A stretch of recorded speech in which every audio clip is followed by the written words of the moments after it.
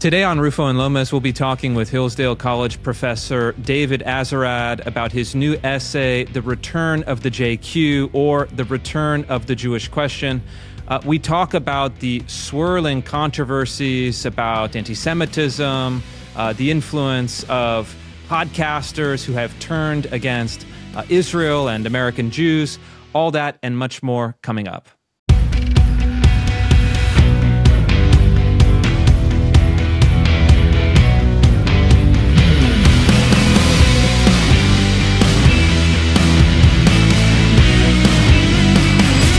So, David, I'm really excited to talk about a piece that I read over the Christmas holiday that I thought was really important and did not get enough attention. So we're going to do the full hour on it. And it's about the return of the Jewish question, or the JQ. And so we've had an avalanche of insanity the last couple years about Jews, Israeli, Jewish Americans. And I think the piece that you wrote was the piece that needed to get written, and you finally wrote it. So why don't you just summarize the piece to help us set the frame for this conversation? Yeah, I mean, this has been on my mind for some time, but I guess things needed to get really bad for me to think that this warranted an argument. So I published an essay in Compact magazine in December, basically examining the two central claims of the people who are obsessed with the Jewish question. One is that Israel and Jews in America control U.S. foreign policy, and therefore America is at the service of Israel, and Israel is responsible for all the wars, and Exhibit A, of course, is the Iraq War. And there I looked at the best argument I could find, which is a chapter in Mearsheimer and Walt's book on the Israel lobby. And then the second pillar of the argument is not a foreign policy one, it's a domestic one, is to the question of, what's wrong with America? Look at our politics. Whose fault is it? The answer in many corners of the internet is the Jews. And so there I looked at the argument that Jews are supposedly responsible for every horrible left-wing movement in America and the West, basically since Marx, along with all sorts of degenerate social trends. And there I engaged with, again, the best argument I could find, which is not Nick Fuentes or Candace Owens, by Kevin MacDonald's book, The Culture of Critique. And I wrote an essay acknowledging that these arguments have some basis in reality, as most conspiracy theories do, acknowledging that there is an undeniable appeal to blaming the Jews for everything, and then proceeding as best as I could to, demolishing the arguments, because I think that they're premised on what I called selective noticing, which is you just notice the Jewish footprint on the left and in foreign policy, and you completely ignore, for example, the Jewish footprint on the right, or more importantly, you ignore all of the factors that have nothing to do with Jews that explain our current predicament. And that's basically the essay. So, David, I mean, I found it really engaging, and it mirrors a lot of the thoughts, that I've had. But I'm curious to hear from you. And you mentioned at the start, okay, it would take a lot for me to, even sit down to write this, to acknowledge that these questions around Jewry, international Jewry, organized Jewry, whatever term you want to use, are worthy of a debate, are worthy of a response. So I'm curious, one, what exactly were you seeing that compelled you to write this? And then secondly, and this is a question I don't know that I have my own answer to, I've sort of thought through this a little bit, but why now? Why are we seeing in, let's just say over the last 2-3 years, maybe it's reaching a kind of boiling point now, but why is it that these questions about Jewish influence in particular are becoming so salient? Not just on, these fringe right-wing movements where they've existed forever, okay? I mean, you can go back and watch old Maury Povich episodes and you'll see the guy come out and it's David Irving or whoever talking about Holocaust revisionism. It's not like this is all brand new, okay? It's been around for a long time. It's been a kind of part of American discourse, a fringe part, a siloed part for a long time. So why has that now kind of leaked out into this broader conversation? Yeah, two very good questions. So I live in Washington, D.C. I teach for Hillsdale, but we have a D.C. campus. And so I'm in contact with a lot of young people on the right. And I've just noticed in recent years that this is becoming an issue in a way that it just wasn't. I mean, I've been living in D.C. since 2008. I've done my whole career on the right. I used to work at the Heritage Foundation. I did all of the educational programs for the interns. It just never came up. And then in recent years, I've just started noticing that it comes up, that, you know, young men that I'm in contact with, it's always the young men. I mean, it really, I've never seen, I mean, I'm sure there must be some young women who get and become obsessed with the Jews, but it tends to be young men. I've noticed that, you know, they're talking about it, they're mentioning things, they're mentioning websites. And then the second factor was, I think the trifecta of Tucker, Fuentes, and Candace Owens. You know, I don't pay much attention to Candace Owens. I've never listened to one of her shows, but when she shows up on my Twitter feed, she sounds completely unhinged and is talking about Jews and aliens and space lasers. Fuentes was not, I think, very much on anyone's radar, at least people our age maybe. But then Tucker gave him a platform and really, you know, let him talk for 2.5 hours. And then Tucker himself, who, you know, in, I don't know, recent 1 or 2 years has been drifting in that direction more and more. And so, you know, I should say I'm Jewish, which I mentioned in the essay, but I've never been one of those. I don't know if you guys are Seinfeld fans, but you remember Uncle Leo? Uncle Leo, yeah. Everyone's an anti-Semite, okay? Yeah, like the soup is cold at the deli. It must be because the chef's an anti-Semite. That's not who I am. I've spent my whole career on the right in America, mostly around Christians. I've never once encountered anti-Semitism. I'm not on high alert for it, but I just noticed that this argument was there. And then as a conservative is why I chose to answer. You know, to quote another Seinfeld line, this doesn't offend me as a Jew, it offends me as a conservative. You know, right. He says as a comedian, that it just rots the brain. Like, we're outgunned, we're outmanned, the country's under assault, and every young man who goes down this rabbit hole is someone we're losing for the cause of reclaiming our country. So that's why I chose to write it, because I just noticed, and I think I'm not the only one, that these arguments seem to have salience. And the fact that no respectable people touch them, I think enhances their appeal, right? Which is, hey, you know what really explains everything? The Jews. And you're not going to hear about it on Fox News, you know, or at the Heritage Foundation, or I mean, wherever you get your news. And so I thought, well, here, let's engage with the argument. Yeah. I mean, I think it's worth doing, and I don't mean to pin you down on this, and maybe there's not a good answer, but did this just arise spontaneously?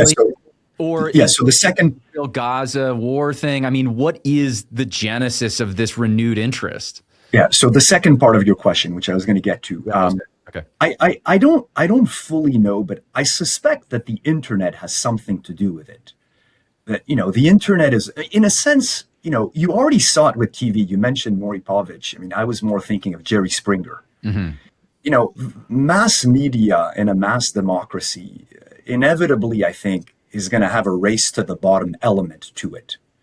And then the internet accelerates or exacerbates things. And so it seems to me it's these two things. Now, you could say, but why not earlier? You know, like the internet and social media reached a critical mass at least 10 years ago, if not more. Why now? And here I must admit that I don't know, but I think that this phenomenon is not conceivable without the internet. You know, the example that comes to my mind is, say 40 years ago, you want to be a Holocaust denier. Well, what do? When you go to your local library, they're not going to carry books. What, you're going to waltz into Barnes and Nobles and say, hey, I'd like to order some David Irving. Mm-hmm. Now you want to be a Holocaust revisionist. Well, you go on the internet and within 15 minutes, you're part of a community. You can read about the smokestacks at Auschwitz. You can read about oven capacity. You can, you know, get in on all the facts. It makes it easier for, you know, ideas, good or bad, to spread. But I can't really explain why on the right in the past few years, it's gone there. Yeah, I don't, meaning as opposed to why not 10 years ago. I don't have a good answer. I don't know. Do you? I have some theories, and Chris, I'll let you jump in here in a sec. But one theory I'd put towards you is that we're seeing this sort of long run interest in deconstructing what we might call the post-war consensus. Okay. And what's at the center of the post-war sort of liberal consensus are ideas about human rights and this kind of new liberal notion of our moral commitments and the basis of those moral commitments and what is right versus wrong really does in some sense hinge on our understanding of World War II, of the Holocaust, the Jewish relationship towards, Hitler as this kind of almost, and the Holocaust as almost these supernaturally evil phenomena that aren't with precedent in the historical record. There's something else about them. And I think a lot of young people on the right are, apart from their interest in World War II, the Holocaust, and even Jews, are telling themselves something is not right about this post-war consensus. I don't agree with it. It seems to have taken us in a bad direction and reoriented our priorities away from what actually matters, our national interest, for example. And so in order to create some new, better story to replace the old story, you first have to demonstrate why the old story is wrong. And I think this has led a lot of young people towards a kind of critique, interrogation, call it what you want, about Jews, the Holocaust, World War II, et cetera. And the extreme version of that critique is, I think there's a kind of appeal that I sort of understand. I don't agree with, and I think once you pay close attention to the history, that extreme version becomes less and less persuasive. But I can understand why young people in particular, young men who are interested in history, who are interested in undoing the liberal consensus, are starting to take a keener interest in what is at bottom, the sort of substrate of that old narrative, something like that. But this would explain why people would be obsessed with Holocaust revisionism, because the Holocaust is the moral anchor of the post-war order, right? I mean, the way I tell my students is, in the contemporary American imagination, say you went to public school and then whatever, actually, even if you went to college, evil is represented by Hitler, good by MLK. Right. And I think that's about it. And the common denominator is that one of them teaches you to hate people who are different than you. The other one teaches you to love people who are different than you.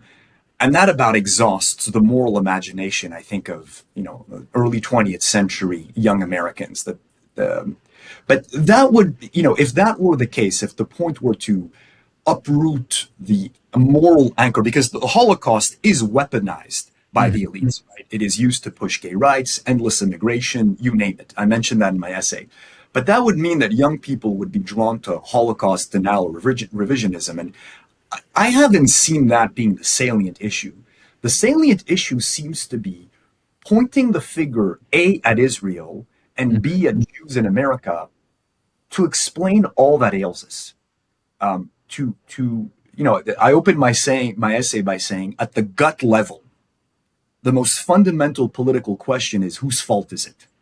Like, the country doesn't feel right. You don't like it. Well, whose fault is it? Is it the globalist? Is it the left? Is it progressive Marxist? Is it straight white men, according to the wokies? The answer of parts of the online right seem to be, it's the Jews. Mm-hmm. So I think the Holocaust issue is secondary. It seems to be more about blaming someone, and might I add, in the course of doing so, exculpating others. If it's the fault of the Jews, one implication is that it's not our fault. Mm-hmm. We are blameless. Western civilization didn't commit suicide, as, say, Burnham claimed. It was killed by the Jews. We get to not be responsible for what we did to our country, what we did to our civilization. It's their fault. So, that's an undeniable part of the appeal to, is absolving yourself and, suggesting that at the end of the day, it's just this little minority. and that if, I don't know, you could ship off all Jews to Israel, somehow all of our problems would either evaporate or could readily be addressed, which I think is nonsense. I mean, ultimately, the JQ, I think, is to use language of the kids, I think it's a colossal cope. It's for people who don't have the to look at what we did to our country and what we did to our civilization. Yeah, I agree with that, especially if you look at, mass democratic movements in the United States in the post-war period. We made a lot of these decisions as a country. A lot of the kind of architecture of the Great Society was at a kind of supermajority in the Congress.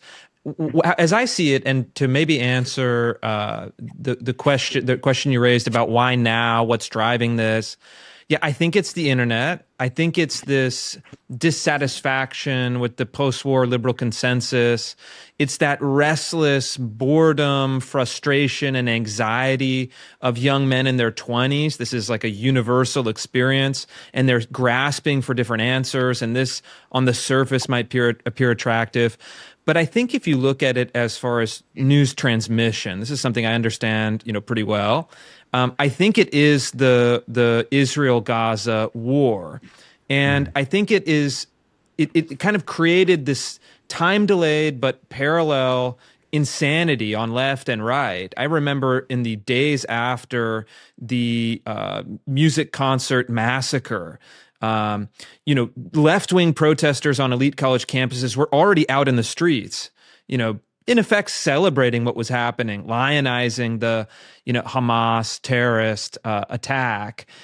And then over time, it kind of emerged on the right. But I think the consistent backdrop, and this is how both factions have framed it, partially as self-defense or to kind of press aside, what would be a more naked, crude anti-Semitism. They're trying to present it as a foreign policy critique. You saw that very clearly on the left. You see it very clearly on the right. They're saying there's this war, there's dead kids, there's, the kind of Israel lobby is in control of foreign policy. All of those series of arguments, again, don't find them persuasive, but I think the war itself was an accelerant to this, and there was enough imagery that, look, war is brutal. Our wars are brutal. Israel's wars are brutal. Everybody's wars are brutal. But the imagery that was emanating from Gaza over a very long period of time, we're talking about 18 months of pretty heavy combat, I think provided them with enough of a hook in the media where they could kind of rise above that old style, crackpot newsletter anti-Semitism, frame it in terms of a moral, foreign policy, and then launder in the more, increasingly deranged and absurd, critiques that they recycle, like little bits of the Talmud or whatever. It's like some of this stuff gets so esoteric. You're like, what are we even talking about anymore? But like, how did you see the actual foreign policy reality, of this Israel-Gaza war? Pros and cons, like, was it conducted well? Was the foreign policy on the United States defensible? And then I think crucially, and this is a question that should be asked, is, how did supporters of Israel, Jewish and Christian alike, how did they really botch the public relations side of this? I don't think that it was necessarily a good performance on that front. Yeah, that you're still left with the question of why would the based kids, right, the online kids who claim to be irreverent and not beholden to the pieties of liberal internationalism, why would they fall for this and get all worked up about a war in which a Western nation is fighting against, jihadist barbarians? You would think that if you're as based as these kids claim to be, you'd be a big supporter of Israel. I mean, it is a Western outpost in the Middle East fighting barbarian jihadists. Now, all the usual disclaimers apply, right? It's not to say that, every last aspect of the war is well conducted, but you would think that you'd root for them very much. And yet that's not what we saw. So I could see why the left would get horrified by the conduct of that war. But why would the kids on the internet who claim to have bloodlust get bothered by a war in which there's civilian casualties? I would say, I mean, this is not a perfect answer, but if I had to try to articulate their position in a way that was sort of faithful to what I think they're actually thinking, whether they're right or wrong about it, it would go something like this. For too long, and perhaps, and you mentioned this quite a bit in the essay, and this question around the neocons and the Iraq War and these Middle East entanglements, here is yet another example of America's resources, political attention, our time, our energies being put to use for the benefit of this country, halfway around the world, who we're told all the time is our, quote unquote, greatest ally with whom we have this quote unquote special relationship. And, if I'm some young kid somewhere in the United States, I'm thinking, well, what am I getting out of this? All I'm getting out of this is pictures on the news every day of a bunch of dead kids.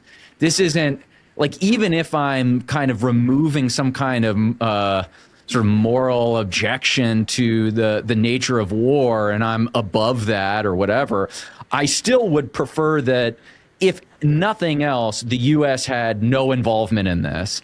But I have to, as an American, pay attention to it because I'm just being like flooded with these images. And two, my president, my government seems to care quite a lot. And, the president of Israel is over here talking to our Congress and trying to gin up our American support for what they're doing over there. So it would go something like that fine, if that was going to happen in isolation somewhere halfway around the world and I never had to look at it, it didn't involve me or implicate me in any way, shape, or form, so be it. But I'm asked to give, tax dollars and commit military resources to this. I'm less interested in it, and it is within my right here to voice an objection on those grounds. Okay, something like that. That's my Steelman version. Yeah, I think that's correct. The one thing I got from listening to the Fuentes interview with Tucker, and then with this other podcaster whose name I'm going to mangle, Patrick Bet-David, is that how you say it? And he talked about his ideological evolution in each one, and he said that he started off as a libertarian, then he became MAGA. And the flip for him was, well, if we're America first, why are we so obsessed with Israel? Mm-hmm. And I think it's undeniable that there is something unseemly in the way that American politicians, Jews and Gentiles alike, talk about Israel sometimes. That there is, sometimes you listen to Nikki Haley, she's almost equating America and Israel. She said in the wake of October 7th that an attack on Israel is an attack on America, which is patently not true. So that clearly feeds into it, meaning it gives the other side ammo. I don't think the conclusions are then warranted that America is Israel's lackey, that America is fighting wars in the Middle East on behalf of Israel. But there's definitely something on the surface, if you don't pay much attention, that makes this one nation stand out, and that there's a rhetoric that will rub people the wrong way in an age of populism and nationalism and in America first, in a way that it won't in the era of the 90s when history's over, or the 2000s with the global war on terror. But once you shift to this rhetorical and intellectual framework, it does start. You may start to ask yourself questions like, why are we so obsessed with this foreign country? Now, like I said, I don't think the conclusions they reach are at all warranted. But you could, to your point, Lomez, I think you could see why it would feed into that. I didn't just dox you, did I? No. This is post docs, guys. This is long after the docs. Yeah, I feel the same way. There's this really bizarre, to me, theologically, as a Catholic, theologically bizarre, kind of end of times, apocalyptic Christian Zionist theology, where you have these kind of Bible preacher type personalities, usually from the South, Republican politicians, that they have these what's appeared to me like wild apocalyptic visions about how, I don't even really, again, I don't even really fully understand it, but to me, it's so off-putting. I'm like, wait a minute. I want sober, realistic, serious foreign policy people running the American foreign policy for America's national interest. And instead, we have like, cable TV Bible preachers saying that if we don't, deliver the bombs to Israel, or the rapture is coming, and I think that young people are not persuaded by that. I think secondarily, if you think about Zoomers, they don't really know 9/11. The three of us grew up. We were already, almost adults at the time of 9/11. It was a formative experience as we entered adulthood. We remember those radical Islamic terror plots, some of which succeeded, some of which were foiled. But Zoomers, for them, like, actually, and I've seen this with like young, like teenagers, 9/11 is a punchline. Actually, like edgy Zoomers make jokes about 9/11. And then I think what's happening too is they're looking, well, what is the more transgressive thing? What is the thing that should not supposed to question? And it's like, boom, MLK Day, whatever, and the Holocaust. It's like the final boss of American political taboos. Yep.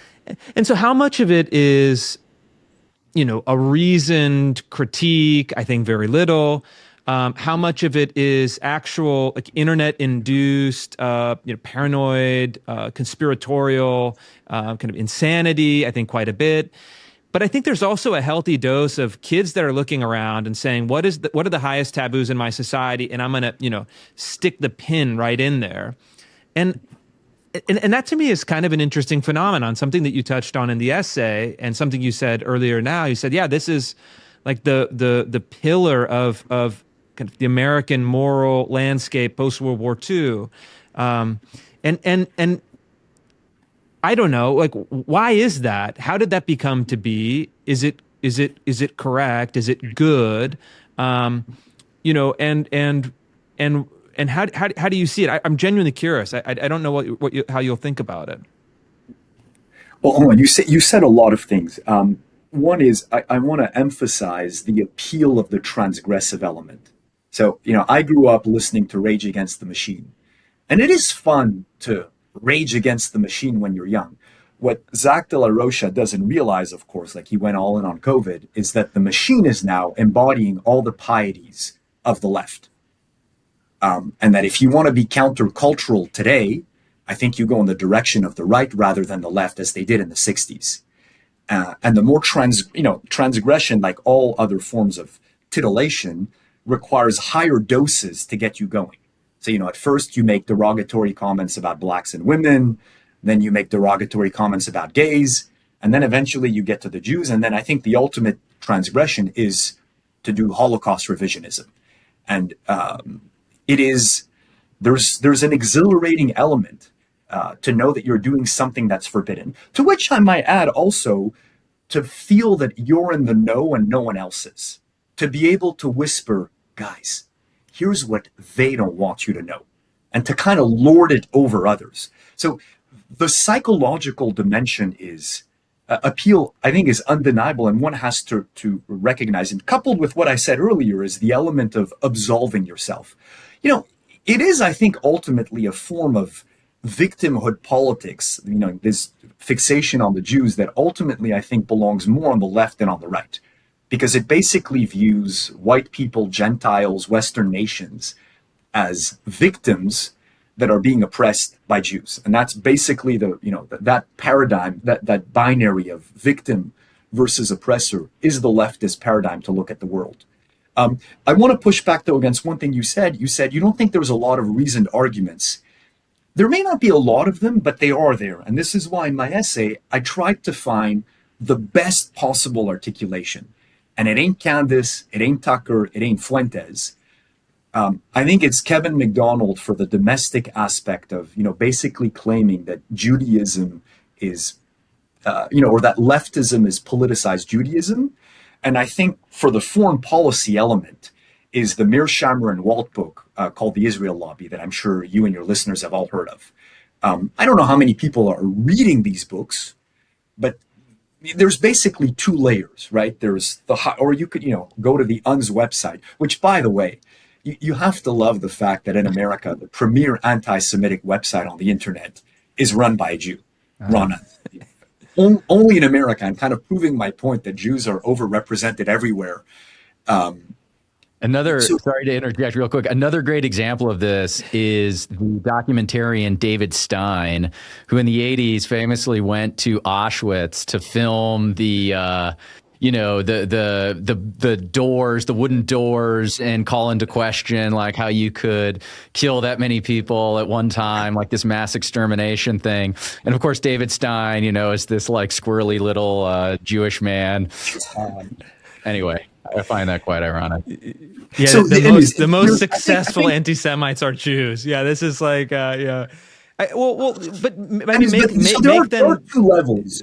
Yeah. There's like the sewer of the internet, and then there's people who are slightly more clever and slightly more subtle, meaning there's still at this point some sort of a difference between, Tucker, Fuentes, and Candace Owens.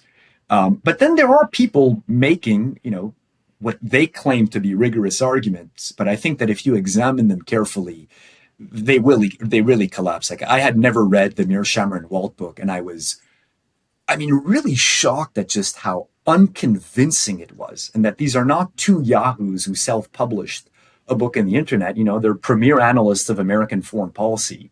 And, to give to me what is the most telling example, they cite AIPAC fundraising letters as evidence of AIPAC's influence in America. Of course they're going to play up their influence. That's ludicrous. That's not an argument. So, one thing too is I'm as someone who tends towards maybe more kind of taboo subjects and takes some amount of pleasure, if I'm being honest with you, in sort of intellectual transgression of a certain type. When you see something like the Holocaust numbers, okay, this is like perfect target for someone who has this particular mentality. And the truth is I should be cautious about how I say this here, but there are like real questions to be asked about certain figures. And in fact, like, the world's most eminent scholars, Jewish ones, by the way, like Raoul Hilberg, for example, probably the most prominent Jewish Holocaust scholar ever, estimated the number to not be 6 million, but to be somewhere in the range of like 4.9, maybe 5.4. And for anybody who has a kind of like historical has this kind of obsessive personality and you want to know, and then you're also told, by the way, you can't look behind that door. You're not allowed. And in fact, we're going to make it like illegal in parts of the world for you to open that door and look behind it. That obviously is going to invite certain kinds of speculative behavior and also beg the question, why? Why are we treating this as a kind of religious orthodoxy? And anybody who transgresses, who dares look behind the door, as some kind of heretic that needs to be exiled from polite society. I think it's perfectly reasonable and ought to be even expected that young people in particular, a certain kind of young man who might find his way to the internet, finds it attractive to go after that kind of information and starts to ask additional questions then. And then, and this is the next sort of thing I want you to expound on, David, is like, how do you think about these organizations like the ADL, for example, who will go around trying to attempt to ruin your life should you stray even just a little bit from the consensus on these questions? So even if we were to sit here and go, okay, all of these things that we think, the sort of common sense status quo understanding of why Jews have a particular set of influence on the culture, why we find them overrepresented over here and overrepresented over there in media and elsewhere, is it not okay to ask questions about that? Like, why is that so? And then what responsibility do these organizations like the ADL own because of their unwillingness to allow for a healthy conversation around some of these thorny questions? Well, let me one up you a little bit on the Okay. ADL. It's not just an unwillingness to allow for uncomfortable conversations, it's smearing people left and right Yeah. with the label of anti Semite in many cases when it's not warranted. I mean, at this point, I mean, look, I, I don't know you guys, but I'm of the generation who kind of would roll his eyes when I heard the term anti-Semite. It's like, okay, like, yeah, everyone and their mother is an anti-Semite. It practically means no one is anymore. So undeniably, there's something there. And of course, we should be allowed to ask questions. But to me, the issue is with the view to what? Like, should you be allowed to ask questions about the USS Liberty? I mean, yes, it's a free country. America is the only Western nation not to have criminalized hate speech. Thank God. You can ask any question you want, but I'd say, to what end are you asking questions? And also, why are you only asking certain kinds of questions? Only going in one direction? Why are you ignoring certain answers? So I think one should be permitted to have, reasonable intellectual analyses of the Jewish footprint in American life in the 20th century. Now, you could see why people would be sensitive. I mean, the Holocaust did happen. It is an abomination. And you could see why Jews and Gentiles alike in the West would be sensitive to lines of inquiry that start to suggest that there's something wrong with Jews. Meaning, I think that is understandable, but it is also understandable, to say what you say, that this will provoke a backlash and feed conspiratorial thinking. But I mean, two things can be true at the same time. But I'm for having an open discussion about anything.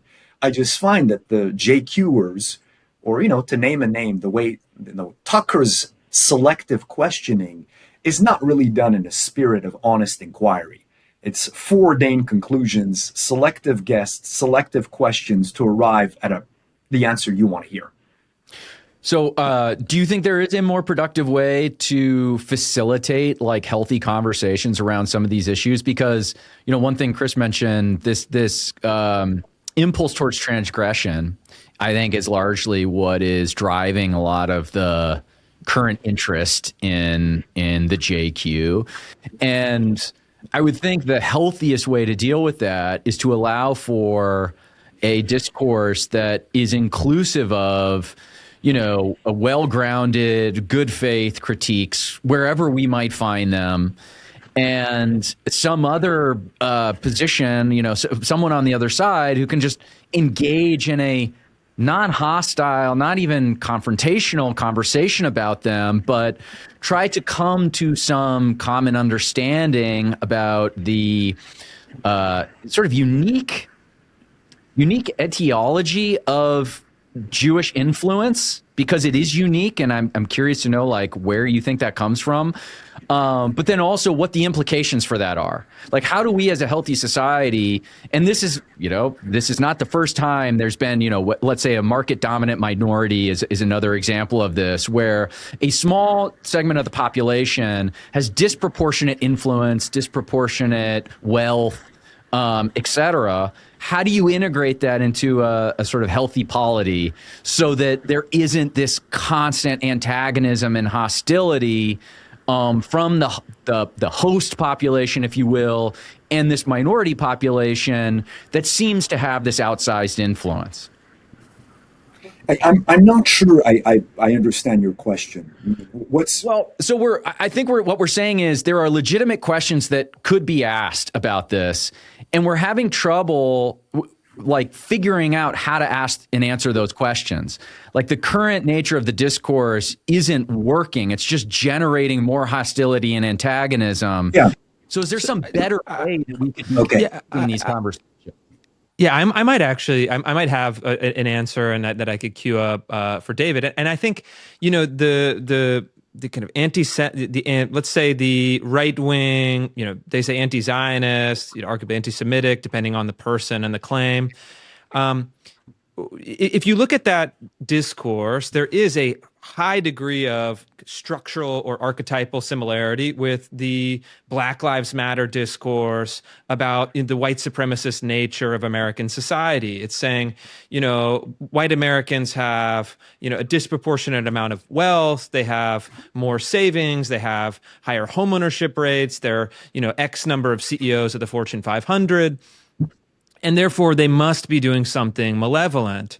And the other side of the argument is actually quite similar, which is saying, Black Americans have, less wealth, lower levels of education, et cetera, et cetera. It must be because of, contemporary racism. And it strikes me in both cases, whether we're talking about blacks or American whites or American Jews, the best way to do it is actually to just say, and I think, David, you did this a little bit in your piece, is to say, yeah, here are the numbers. Let's actually investigate why this is, and the lessons that we can derive from those answers will actually make everyone better, everyone smarter, everyone stronger, and give us a sense about what behaviors are conducive to success, what behaviors are conducive to failure. And it strikes me as the argument, and again, just in my own experience with Jewish friends and colleagues, it's seems pretty clear. It's well, this is a culture that has a huge focus on education. It's a tight-knit community. It has high social solidarity. And look, I'm studying the book of Exodus right now with the Catholic group. It has a huge tradition of learning, scholarship, argumentation, adaptability. And if you take all of these traits over time, you can see why, okay, this is leading to enormous levels of success. As a Italian, Anglo, white, Christian, great, that's awesome. What can I learn from that?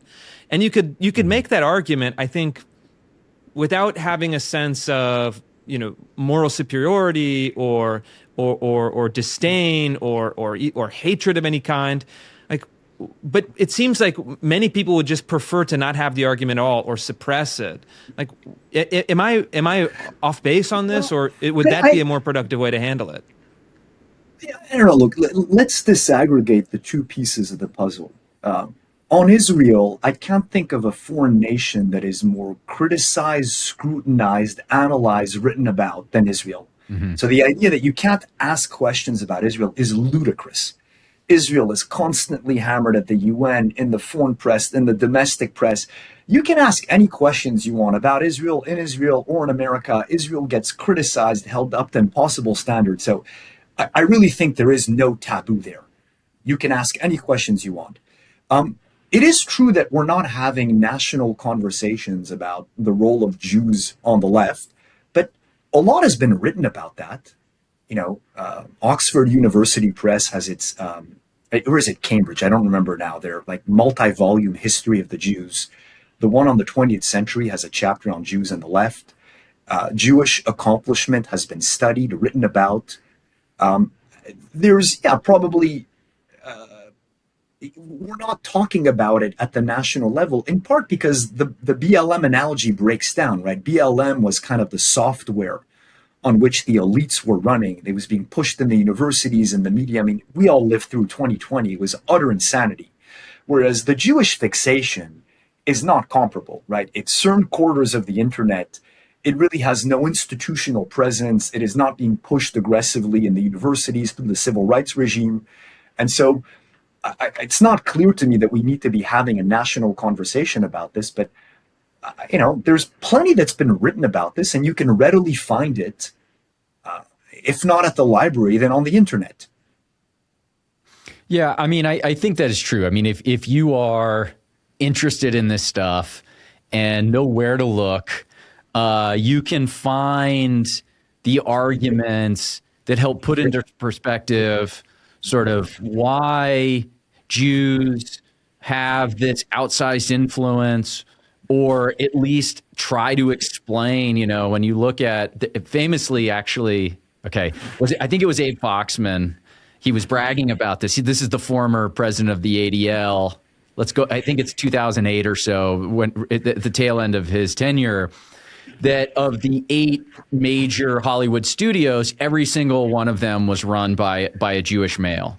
And what are the odds of that for a population that consists, is 2% of the total population? It's if you're just sort of randomly selecting, it's impossible. Okay, so what explains that? People naturally want to know the answer to that.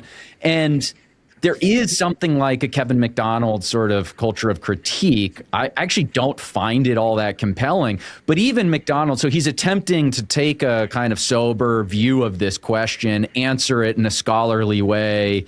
But he's become a kind of academic pariah. And I remember a few years ago, a friend of mine who had a podcast at the time, he had Kevin McDonald on his podcast. They put it up on YouTube. It was taken down, and he was given like a strike because Kevin McDonald was saying things that were sort of verboten. And so it does seem to me that, yes, there are these places where you can go sort of encounter some of these arguments and have these conversations.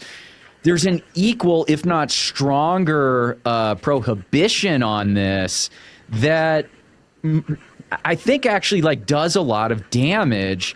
And by the way, I don't have an answer to this. So when I put to you what is the better way for us to integrate some of these thorny questions into a discourse that's healthier, I actually don't know. Actually, I think the essay you wrote is a really good start. Yeah, but I'm not sure I see the need to mainstream this issue. I mean, I'll play the professor card here. I mean, I'm a nerd. I don't know how to, I haven't given great thought to what to do about it. But if you were to ask me okay, what should we do about the proliferation of these unhinged Jew-obsessed arguments on the internet? I would say one of two things. One is people who are on social media should put on their hazmat suits, dive into the sewer, and go sling mud and make fun of them. I think that mocking the stupidity of some of these arguments is a very powerful retort. Not everything has to unfold at the level of arguments. I mean, you guys will know this better because you're online. Memes are powerful. Short clips are powerful. Mock these fools.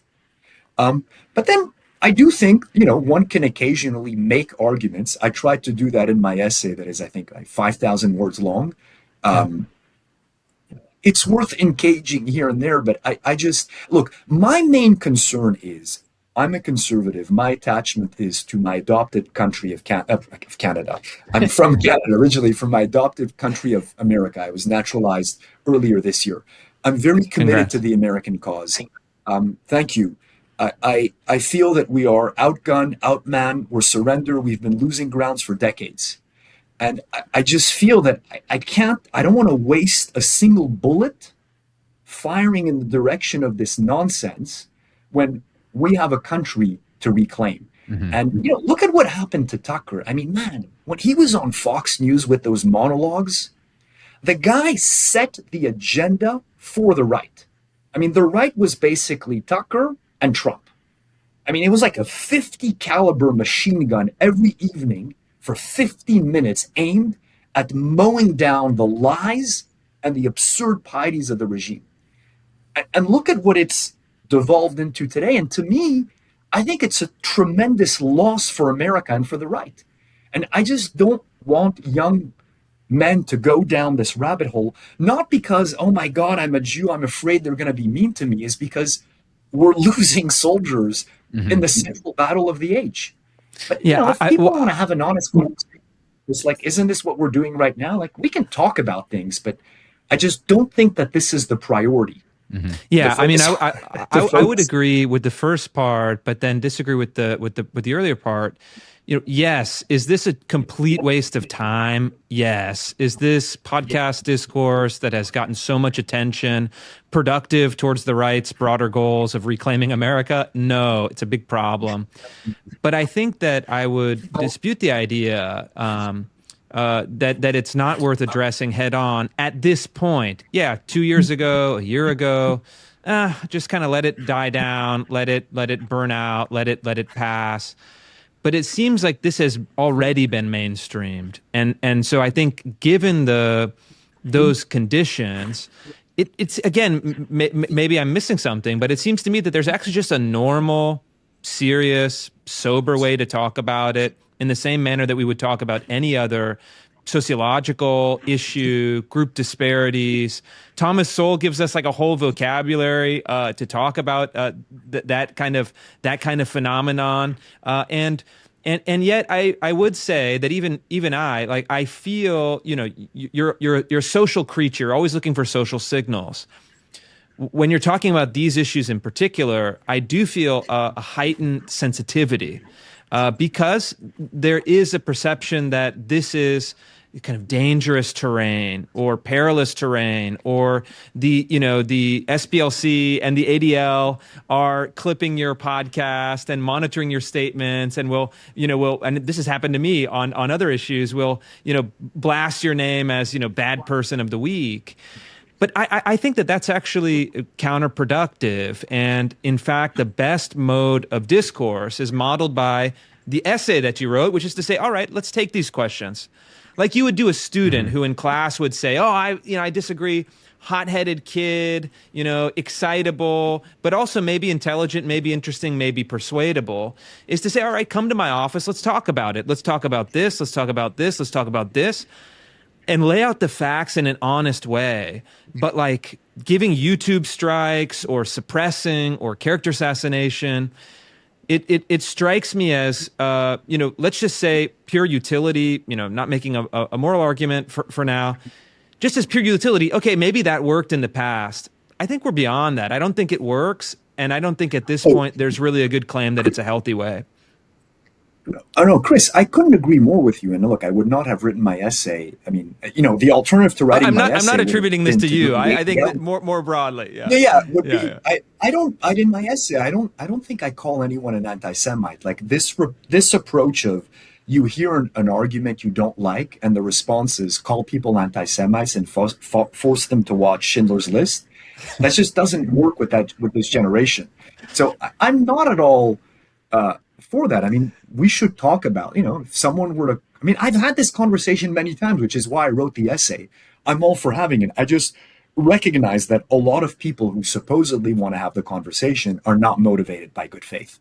Yes. Are want to get a foreordained conclusion. But by all means, this is a free country and you can ask reasonable questions about anything you want. And to shut down every question with accusations of anti-Semitism, it doesn't work. And if anything, as both of you pointed out, I think it makes matters worse because it feeds into the transgressive element. And that's never been my approach. Like when I've seen young men who dabble in this, I didn't, lecture, hector them and say, you're being an anti-Semite. These are naughty thoughts. I'm like, okay, let's go sit down, have coffee, have a drink. Let's talk this through. Like, let's reason through these arguments. And let me try to show you why I think they don't add up to much. So, David, let me broaden the scope a little bit. And I think we all agree that this is deleterious for the right, especially right now. There's other stuff we should be focused on and could be focused on that would be far more beneficial to our shared goals, and goals we probably share with the very people putting forward a lot of these arguments. At least I would assume some of them. But, I hear every once in a while there's this, you're not the first to notice that there's this rise in sort of anti-Semitism or these questions. The JQ has become more salient, obviously. And I hear people sometimes get a little hyperbolic that this is the, sign of something worse coming. This is only going to build and grow. And, the entire history of Jewry suggests that the next catastrophe is just over, the horizon here. And I don't feel that. I mean, growing up, I think America, particularly towards the end of the 20th century and into the 21st century, is probably the greatest circumstances for Jews ever in the history of the world. I don't know that there could be a better place to be a Jew in the world. So I'm curious, do you think that this could potentially lead to something bigger, worse, more insidious? Or is this just kind of noise coming out of this online ferment that will just sort of exhaust itself? And honestly, I do see, it becomes very stupid very quickly. I mean, it's it's very vulgar, obviously, but it's also dumb and off-putting, I think, to most people. Not because necessarily it's wrong, because it's dumb, okay? And I think people are getting tired of it. It's sort of boring now. It's passé almost. So do you think this thing will just kind of exhaust itself, or do you see it snowballing into maybe something worse? That's a very good question. So I would say if you look at it today, say, take Fuentes, for example. He clearly has followers, but he has no institutional presence. This is why I don't like the term woke right, because it implies that there's some sort of an equivalence between wokeness on the left, which is basically civil rights law in America, plus the governing morality of the country, plus the software on which all the universities run, plus all the propaganda coming out of Hollywood. That's in any way comparable to, anonymous Twitter accounts and podcasters, saying irreverent things online. They're not comparable.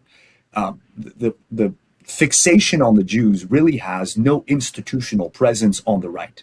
Say at Hillsdale College, at the Wall Street Journal, the AEI, CPAC, you name it.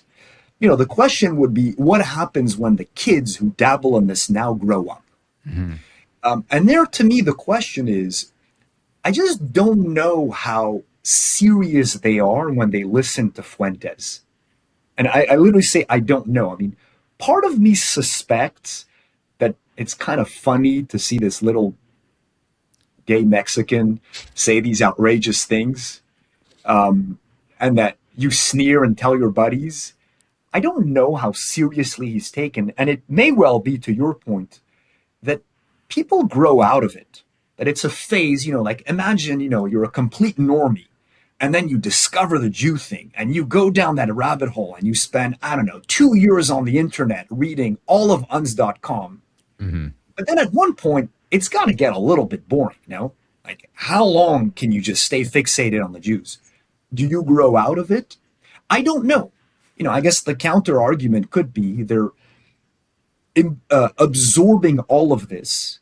And one day they will replace the boomers and the Xers who are now running the institutions of the right. And one day they will be in power, and will, start promoting or advancing some of these ideas. I don't know. I'm not particularly worried. And maybe to say something a little bit controversial, America has maybe been a little bit too good to the Jews. The number one problem confronting Jews in America is not anti-Semitism. It's intermarriage, and has been for a long time. And that shows that America has liked Jews so much that they're willing to marry off their daughters and sons to Jews. Maybe a little bit of anti-Semitism, so long as it is not violent. I think that's very important. May actually be good for American Jews, to get them to take their Judaism a little bit more seriously, to turn inwards a little bit, to intermarry less, with the very important caveat that so long as it's not violent. But I don't know how this is going to play out. But for the time being, it seems to be, confined to the internet. And I would add something that gives me hope is the people who go down that rabbit hole have a hard time staying sane. I mean, there's something about the Jew fixation that seems to just consume the whole brain and make you obsessed with this and make you increasingly crazy. It seems to be hard to be, partially dealing in the JQ. And that, I think, helps to for why that is, because this is something I think a lot of people observe, like why it becomes this monomaniacal fixation. It's different in a than way everything that else. race and IQ. It's different, yeah. Or that, I don't know, being skeptical of feminism. Like, why is it that this one becomes an all-encompassing path? Maybe because of its, the ambitions of its explanatory power. I mean, you look at the people who are obsessed with race and IQ. I mean, they think that it explains a lot, but at the end of the day, even they have to admit that there are lots of things in the world that are not explained by race and IQ. Whereas this one really seems to say that the answer to everything always ends up being the Jews. You just need to remove sufficient layers to the onion, and eventually, you get at the Jews. So maybe it's the all-encompassing nature of the explanation that the human mind likes a clear, simple answer to what is at the end of the day an immensely complex question. To go back to the gut level politics, like whose fault is it? I mean, it's a very hard answer to question. It's the fault of all sorts of people.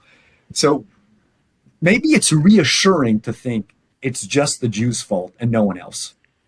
I think maybe part of it is that, like, let's say the race and IQ idea or taboo is framed as a scientific investigation of the question. And so it's boxed in by, scientific or critics would say pseudoscientific tropes and concepts. And so you're thinking of it within that box. If you're thinking about the JQ, it is a cosmic conspiracy theory. It's not just a conspiracy theory at the level of money or governmental power or, the flow of capital around the world. It is all that, but it's actually a cosmic conspiracy theory that goes to the root of our civilization. It's Genesis and then Exodus. Like, we're talking pretty deep, and I think it taps into these kind of immense, like, terror. It's like a feeling of terror and lack of control, and it hits something in the brain that none of the other let's say taboo topics touch. And look, in that sense, it's powerful, but I think because it's ultimately false, and it's ultimately not good for these people. And so when I see like teenagers or young people starting to go like nuts on the JQ, it's like, hey, like, let's set aside the rational debate about the veracity of the liberty or Nixon and the Yom Kippur, like all these like very detailed historical questions. Let's put it aside. Like, how are you doing? I noticed that you haven't been working. I've noticed that, you're spending a lot of time in your room. I noticed that you're high all the time. But like, we're talking about like the first prime minister of Israel, and you can give me like a whole dissertation about it. It's ultimately not good for people, and it sounds silly, but that's like my real criticism of Fuentes. Like, I don't care that he says that he loves Nazis or Hitler or all of the kind of bullshit performance. What I think is actually the dark side of the Fuentes rise to prominence is that he's leading all of his followers into kind of ruination. He's making their lives worse. He's not leading any practical benefit. And ultimately, the JQ fails because it makes you feel powerless. And look, like, even let's accept the JQ for sake of argument. You got to say, wait a minute, this tiny group of people is like controlling everything. What does it say about you? It says that you're a pathetic loser with no control over your own life, no ability to use your own mind, no ability to succeed on your own. And so it's enervating, it's self-destructive. And that to me is like the tragedy of this for like, let's say, like, broadly speaking, on the right, our kids, our people, we're to the extent that we don't explain this to them, give them a better history, pull them back into a reasoned argument, I think we're doing them a disservice. And so when I see some of these kids pop up, obviously some of them are way out there, but at least in my experience, you try to say, hey, let's actually show you a better path. And so for me, that's like maybe the closing thought that I have about this is, take people in and show them a better way, because this is really, and maybe the optimistic case is ultimately the JQ burns up on its own steam. You cannot sustain the JQ over a long period of time because you're going to scramble your brain. And so, yeah, I think that over the short and medium term, and I hope this is true, for many of my American Jewish friends, is thank God it's not a violent, like, European-style anti-Semitism. When you go to a mosque in Paris, it's ringed by, my military police. But also, this is like a synagogue. A synagogue. But also, this is a mental fever that eventually I hope will break. Yeah, I mean, I guess my final word on this is I might take a slightly different approach, and maybe I'm sort of overcorrecting for like the ADL approach, which is just shut the door on any conversation that might be had on some of these topics. If there's like a young person or an old person, I guess it doesn't really matter. But I think a lot of people at some point, if they're intellectually curious, come to this question in one way or another. I don't think it necessarily indicates some kind of malicious intent or even like malignant personality type. I think there are earnest, well-meaning people who just are intellectually curious about a very, frankly, interesting question about like the role of Jews in Western life, in particular American life, more specifically perhaps. And I want to give them space to sort of explore these ideas, not close off any of those doors. And my assumption would be that if they are genuinely curious about what is true versus what is not true, they'll find some way to integrate parts of the story that are real and understand them for what they are without tipping into this kind of, idiotic conspiratorialism. But maybe not. Maybe there is something unique about this issue that militates against that kind of sober approach. Like maybe we have to be more careful. I don't think so. But I guess I'm open to it. And so, David, why don't we give you the last word? How do you think this ends? Let's all get our predictions in, and then we'll revisit it in a year and see who was closest to the reality. Yeah. I mean, let me show how I'm assimilating to America. I'll quote one of my favorite philosophers, Yogi Berra. I hate making predictions, especially about the future. I don't know. It's too early to tell. I return to what I just told you guys before. Either the kids grow out of it, and this remains confined to the internet, and the people promoting it become increasingly crazy and discredit themselves. Or, the people now dabbling in this grow up, get jobs, start running institutions, and they don't go full hog on it, but they start to promote this more and more, and there is more anti-Semitism in America. I have a hard time seeing a very dark future for Jews in America in the next 100 years. I mean, I return to my point. I think the biggest threat confronting American Jews is intermarriage and assimilation. Which, as an American patriot, I will say is testimony to America's success in assimilating immigrants. As a Jew, it pains me because, it means that the Jewish future is imperiled. But I have a very hard time following some of my Jewish friends into the jackboot vision of, the analogies to the 1930s. Like Germany in the 1930s had a bunch of men who'd fought brutal trench warfare in World War I. The country's economy had collapsed, and they were angry.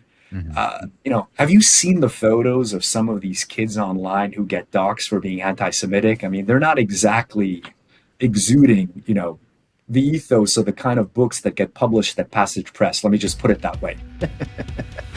Yeah, that's a good note to end on. I think that's right. Well, thank you, and good to see you, David.